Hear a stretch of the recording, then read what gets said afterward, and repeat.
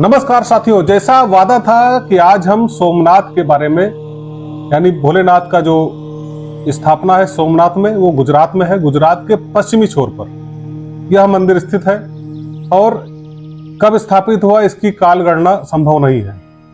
बीच में कई बार ये विध्वंस हुआ वहां पर, उसके बाद उसका पुनर्निर्माण भी हुआ। लेकिन आज जो स्वरूप है वो स्वरूप है कि ये शहद के रंग का नक्काशीदार बना हुआ है। यहाँ पर पौराणिक कथा यह है कि दक्ष प्रजापति ने नाराज होकर के चंद्रमा को श्राप दिया था। श्राप से मुक्ति के लिए चंद्रमा ने भगवान भोलेनाथ की उपासना की और इसी जगह, इसी स्थान पर जहां शिवलिंग स्थापित है, वहीं पर उग्र ज्योति प्रकट हुई।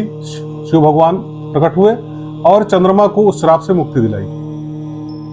सोमनाथ का अर्थ ही होता, सोम माने चंद्रमा और नाथ माने भोलेनाथ। तो चंद्रमा को उस विग्रह से मुक्ति मिली, उस श्राप से मुक्ति मिली इसी स्थान पर।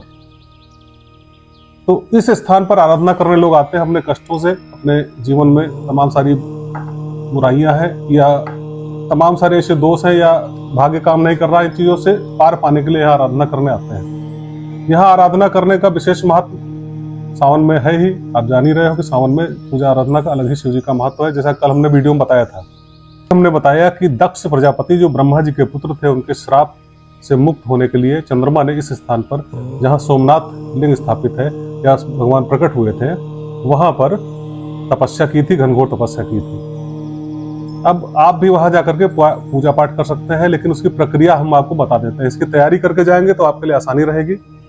वहां पर सामान्यतः दूध, दही, घी, शक्कर, पंचामृत, चंदन, अतर, भस्म आदि से स्नान कराया जाता है और फिर रुद्र सूत्र के मंत्रों से अभिषेक कराया जाता है। पूजा की जो प्रक्रिया है, सबसे पहले आप संकल्प करेंगे। संकल्प के बाद भगवान गणपति का ध्यान शुभ कार्य में किया जाता है, उनको निमंत्रित किया जाता है। फिर कलश पूजा की जाती है। कलश पूजन के बाद भगवान भोलेनाथ का ध्यान करेंगे। ये प्रक्रिया है, स्टेप वाइज आप सुन लीजिए। पांचवें पर अभिषेक होगा। अभिषेक की प्रक्रिया हमने ऊपर बताई आपको क्या क्या लगेगा। फिर वस्त्र आभूषण भोलेनाथ को समर्पित किए जाएंगे। फिर धूप, दीप, नैवेद्य होगा। उसके बाद आरती होगी। 9वें चरण पर प्रदक्षिणा और प्रार्थना होगी। 10वें पर अंतिम चरण है क्षमा याचना के बाद पूजा समाप्त हो जाएगी। सोमनाथ में चारों प्रहर पूजा पाठ होता है। चारों प्रहर भोलेनाथ का अभिषेक किया जाता है और ये जो प्रक्रिया हमने बताई फॉलो की जाती है। आप जाकर के अपनी पूजा भी कर सकते हैं। अपनी पूजा आप ऑनलाइन भी कर सकते हैं। ऑनलाइन का लिंक हम अपने कमेंट बॉक्स में नीचे दे देंगे, आप उसको इस्तेमाल करके ऑनलाइन पूजा भी कर सकते हैं।